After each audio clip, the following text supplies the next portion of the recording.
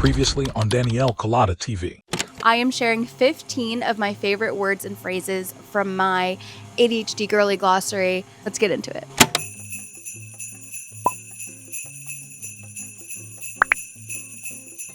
The hoarder minimalist paradox. The theory that posits that, due to a typical ADHDer's ability to see the potential usefulness in near anything, they are more likely to hold on to every item that comes into their possession. Ironically, they will often be unable to properly steward the amount of items they will accumulate, rendering these items ultimately useless. Okay, I have an entire video on this, so I'm gonna go ahead and move on. Okay, next. Magic bush theory. Okay, it sounds pervy, but it's not. Danielle Colada, again, I'm sorry for the third person. Danielle Colada's theory that posits that, why do I use the word posit all the time? Posits that ADHDers have such a difficult time managing their lives because of the hyper-generative nature of their brains, where thoughts, ideas, and action items spring to mind almost fully formed, as if from some magical bush, before they can prune said bush into anything beautiful and or manageable. The neurotypical mind garden, however, is filled with beautiful but non-magical plants. Each plant is hard-won, but manageable because it grows at a slower, more predictable pace. Okay, ADHDers, like, the problem is never ideas. We got ideas coming out of every single orifice. But, it's hard to act on them because it's just like, you think of one thing, you're like, oh, that's cool, let me do that. And then, while you're doing it, you get 10 other ideas, and it's like, oh, shit. So then you at least, write them down, but, it's just so hard. It's like a magic bush, and you're trying to make a beautiful, bonsai sculpture out of it, but you just can't because it just keeps, and it's just like, versus someone who doesn't generate ideas. But boy, when they get an idea, they run with it. And there's nothing else pinging into their brain to distract them from that idea. So they get to tend to it, and over time they grow this beautiful, majestic oak tree. You know what I'm saying? Popcorn thoughts. I know I've said this in many videos before, but in case you haven't seen them. Similar to magic bush theory used to describe the speed and frequency at which thoughts pop into an ADHD girlie's brain, often to her detriment. Yeah. I feel like that one doesn't need a further explanation, so I'm just going to keep on going. Preventropy. Okay, this is one of my newest ones that I just added to the glossary. A portmanteau of the words prevention and entropy, used to signify the truly never-ending work one must do on an almost daily basis to keep oneself, space, or belongings from descending into decay and disorder, per the literal second law of thermodynamics. Often difficult for the average ADHDer due to the tedious and repetitive nature of tasks, i.e. dishes, flossing, etc. However, preventropy aims to reframe the mundane as a small price to pay for the divine experience of being alive and well. Yes, I know this is relatable. This feeling I used to have of God, I have to do the dishes again. I feel like I just did them yesterday. My God, it's time to do laundry again. I just did it. Oh my God, I have to shower again.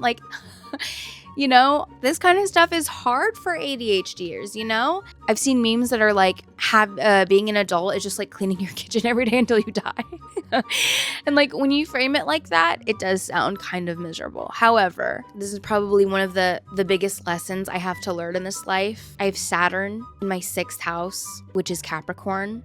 So I really, really think this is my big life lesson is the boring, everyday, mundane stuff is the most human stuff. And we are here for a human experience. And so rather than being oh my God, I gotta floss, I don't feel like it. There's something about, I sometimes, I don't think about it every time, but sometimes I'll just think to myself, preventropy, it's the little price you pay to keep things from whatever. I've realized I live at my desk sometimes, so that means I'm having to clean it up multiple times a day, because if I don't, it will very quickly become chaos. Preventropy is a thing that that's just part of life. This is, however, kind of related to quick tickitis. This is one of the terms I'm the most proud of. The suspicious tendency of seemingly small, insignificant tasks to swell, leaving little to no room for actually important tasks in an ADHD girlie's day.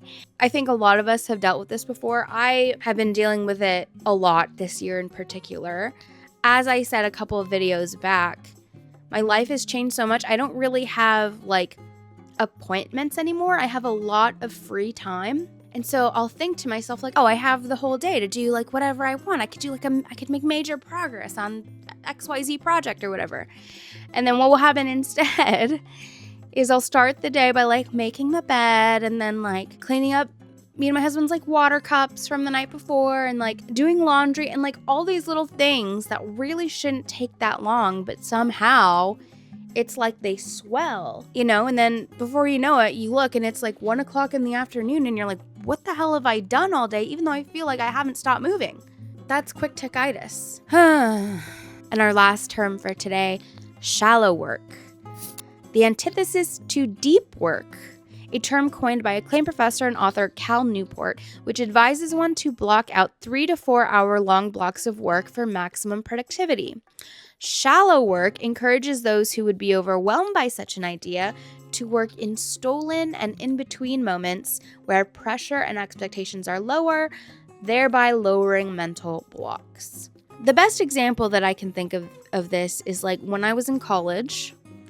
I am telling you, I did more work to write any essay I was avoiding. Like I would be like, okay, XYZ research paper is due. So I'd try to do the responsible thing and I'd sit down at my desk with my laptop. I'm like, all right, I'm going to spend the rest of the day working on it. And then, you know, what do? Instead, you get up to check the fridge.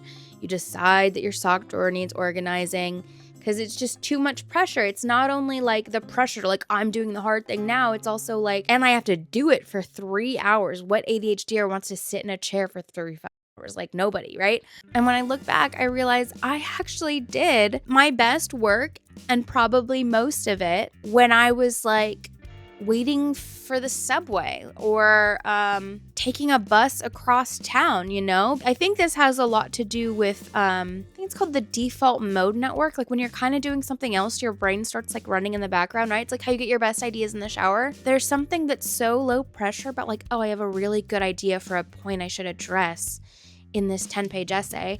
But when you're just like typing it out on your phone while you're waiting for the subway, you just allow the ideas to flow. That work obviously counts. You did it. Doesn't matter. You weren't like sitting at your desk, right? You get to cut and paste it later into your essay or whatever. So like, yeah, I did that a lot, especially when I was nearing deadlines, but I really should have taken advantage of it. Anyway, you guys, we are at the end. I want to thank you for joining me. This was just 15 terms. There are more on my ADHD Girly Glossary over on my Substack, which I'm going to be restarting in the new year. So I'd love it if you join me over there, and I will see you tomorrow. Bye.